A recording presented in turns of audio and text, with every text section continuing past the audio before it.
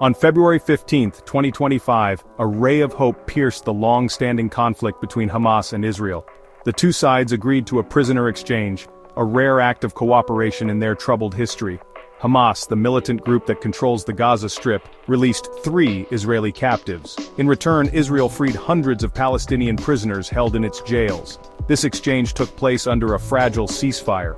Both sides agreed to a temporary halt in hostilities to facilitate the swap. This agreement, while tenuous, marked a significant step towards peace. It offered a brief respite from the violence that has plagued the region for decades. The exchange was met with a mix of emotions. Joy and relief were palpable, as families reunited with their loved ones. However, the fragility of the ceasefire underscored the deep-seated tensions that remain. The question on everyone's mind was whether this glimmer of hope could pave the way for a lasting peace. The roots of the conflict run deep. They are intertwined with issues of land, security, and identity. Both sides have legitimate grievances, fueled by years of mistrust and bloodshed. The most recent escalation in violence, leading up to the ceasefire, saw casualties on both sides. Rockets were fired from Gaza into Israel, while Israeli airstrikes targeted Hamas positions within the densely populated Strip. The ceasefire, brokered by international mediators, brought a temporary halt to the fighting. It provided a much-needed opportunity to address the humanitarian crisis unfolding in Gaza. The Strip suffers from chronic shortages of essential supplies, a direct result of the ongoing blockade. However, the ceasefire remains precarious. Both sides view it with suspicion, a reflection of the deep mistrust that permeates the relationship. The underlying issues, left unaddressed, threaten to reignite the conflict at any moment. This tense situation underscores the urgent need for a long-term solution, one that addresses the core grievances of both sides.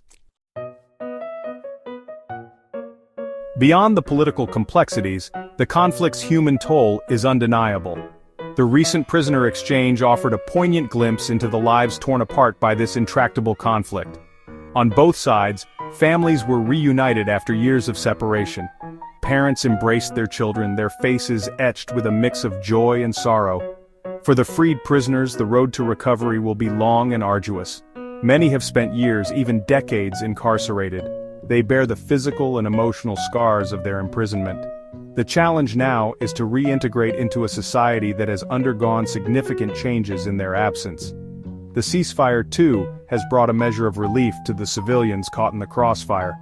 The constant fear of airstrikes and rocket attacks has subsided, albeit temporarily. Children who have known nothing but conflict can now play in the streets without the fear of bombs raining down. Yet the trauma of the recent violence lingers, a stark reminder of the fragility of their existence. The prisoner exchange and the fragile ceasefire offer a glimmer of hope in an otherwise bleak landscape. They represent a small step towards peace, a testament to the power of dialogue, even amidst deep divisions. However, these positive developments should not obscure the enormous challenges that lie ahead. The root causes of the conflict remain unaddressed. The mistrust between the two sides runs deep. A lasting peace, one that ensures the security and dignity of both Israelis and Palestinians, requires a commitment to dialogue and reconciliation. The international community has a crucial role to play in facilitating this process. It must provide the necessary support for meaningful negotiations and hold both sides accountable for their actions. The alternative is a continuation of the cycle of violence, with devastating consequences for all. The time for peace is now. The future of both Israelis and Palestinians hangs in the balance.